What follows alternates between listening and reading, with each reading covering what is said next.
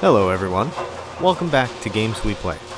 In the last episode we took our first tour of Myst Island, gained access to the Channelwood Age, we started feeding hydraulic power to the devices on the walkway, and we found our way to the village here on the second level. This level is kind of a maze, and because of the forced perspective it's difficult to see where anything useful is, let alone how to navigate there. That's why the diagram in the Channelwood journal is so important. It's a map of the village. We'll be using the journal here to track our progress. The village is ponderously desolate except for two locations. The spiral staircase we saw earlier is easy enough to recognize on the map, but we know from our adventures on the first level that the path was blocked. This dotted line on the map hints at the solution. At the end of this cul-de-sac where the future bridge is marked, there's a switch. Flip the switch and the staircase opens. With that door opened, we can work our way around the village to the stairwell and unblock the door we saw earlier on the first level. Once both doors are open, we can divert power away from the elevator we used to get up here without losing access to the second level. And yeah, you saw that right. We managed to have a map and still take the scenic route. Okay, obviously we're going to need to power that elevator before we can use it, so down, down, down the stairs we go.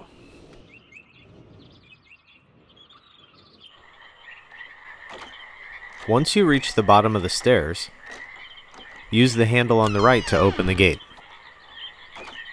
Now we have to redirect the flow of water.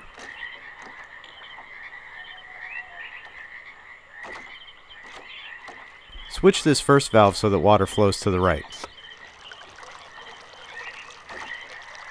And that's it. The easiest valve switching puzzle in Channelwood.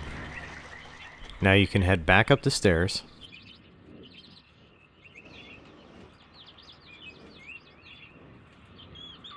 And we can ride this elevator to the third level of the village.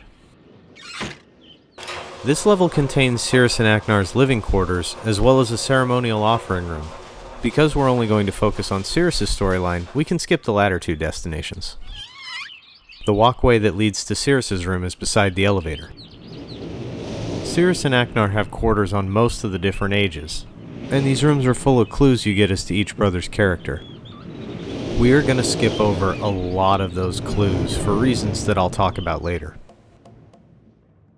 Once you're inside the room, approach the bed. Concealed under the bed we can find this half of a torn note. This is information we'll need to complete the game, so we'll keep a copy of this for later. The only other thing we need is in this table beside the bed. Inside this drawer, there's a red page. Unlike the note, we can actually carry this page with us. In the last episode, we glossed over the presence of a red and blue book in the library on Myst. These are prison ages in which Atris's sons, Cirrus and Aknar, are trapped. Each of the two brothers will beg you to find their corresponding pages scattered throughout the ages of Myst, either red pages for Cirrus or blue pages for Aknar. As I mentioned earlier, we're going to be focusing on Cirrus's red pages. I always felt that Cirrus was the more sinister of the two brothers. He's much more methodical. When Cirrus talks, you can sense the premeditation, the manipulation, whereas Aknar is more frenzied, driven mad from being trapped for so long.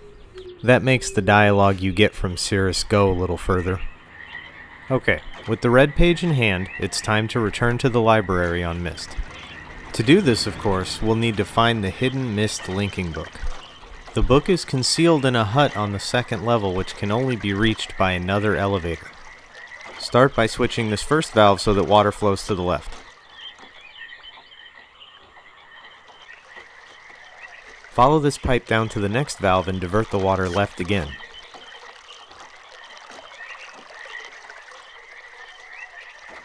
Here we can see the walkway to the left has been destroyed, so we'll divert the water to the right. Now follow the pipes to the cul-de-sac on the left.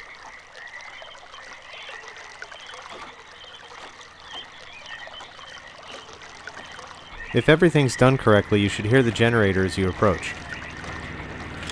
If you pull the handle, a bridge will rise out of the water. With that, the end of Channelwood is within sight, if not quite within reach yet. Before we can direct water to the last elevator, we need to use this crank here to make sure this pipe completely bridges the gap in the walkway. Now we just have to adjust the valves one more time and we're home free. Run back across the bridge, all the way to this junction here. Switch this valve to send water to the right.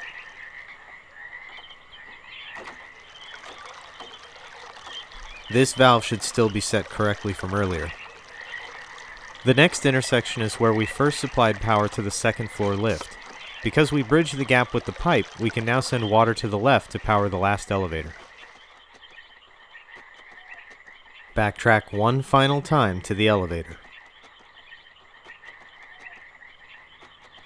That's it for Channelwood, the first age of Myst. The rest of the series will repeat the pattern we saw established here. Learn about the age, find its key using the tower, explore the age, find a missing page, and then return to the library. That will get us to the ending, but this is really only half the game.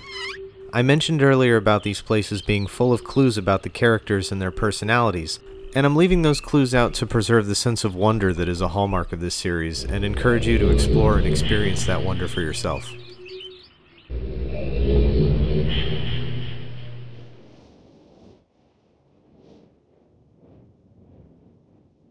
The page you're carrying will automatically be added to the book when you touch it.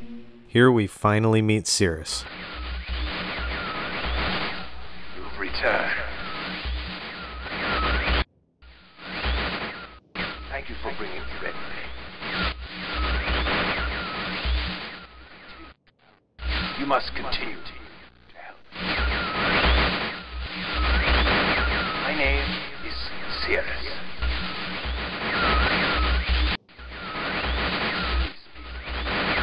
I beg you to find the remaining red pages.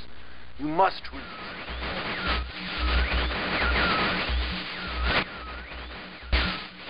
release me from this book which has become.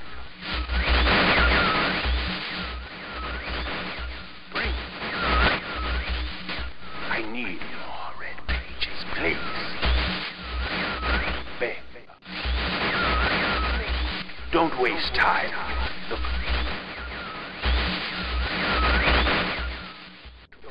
Don't. Brother. My brother is guilty.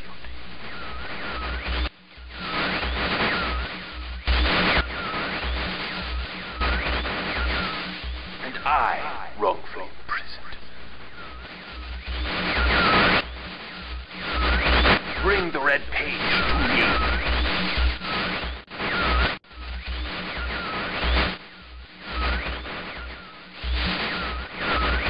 Well, that wasn't in any way unnerving. I'm totally motivated to help that guy escape the early 90s alternative rock music video he's trapped in. Right? Bookshelf! The next age we're going to visit is called the Stoneship Age. The journal is a touching coming-of-age story about 3 boys who live on an island alone together. Then an old guy appears out of nowhere and helps them build a lighthouse to attract some ladies before it gets all weird. The important bit here is the diagrams of Stoneship's constellations in the back. You may have noticed that these symbols are the same as the symbols on the pillars outside. You may also remember that the basin in the center of the pillar garden contained a model of a ship, and that ship was capsized just like the ship beside the dock. That seems like all the reasons we need to rotate the tower toward the ship and see what we can find out.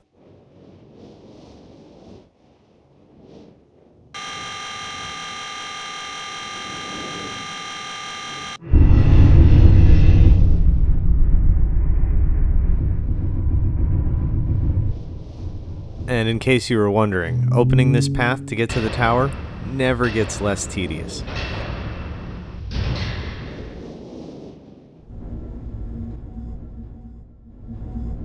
Here's what the tower would be showing us if we were playing the original release of the game. For whatever reason, that feature doesn't work in this version of the game. I mean, do you mind? I don't mind. At the top of the ladder, the key plate will have 3 dates printed on it.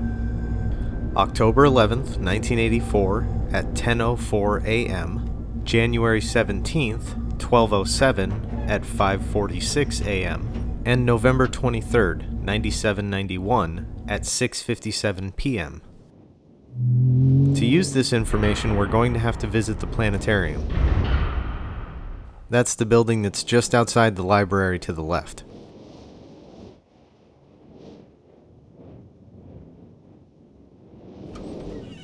Now, I know you're dying to have a seat in that ridiculously uncomfortable looking dentist chair, but you gotta turn the light off first. Ah, yeah. You know, this is really nice. The planetarium projects the starfield as seen from the Stoneship Age as far into the future or the past as you might wish to see. The device on the control panel will show you exactly what stars were overhead on a given date and time. If we put the first date from the key plate in, we get the following pattern, which corresponds to this diagram in the journal. The second combination on the key plate corresponds to the Snake constellation. And the third combination corresponds to this thing. Is that a spider? Or a beetle, maybe? Is that like 6 legs there, and these up here are huge, unwieldy mandibles, or maybe it's like you know what? It's not important. Leaf, snake, bug, thing. Check. Now that we know which constellations correspond with the dates in the tower, let's go outside to the garden and see what happens when we futz with those pillars.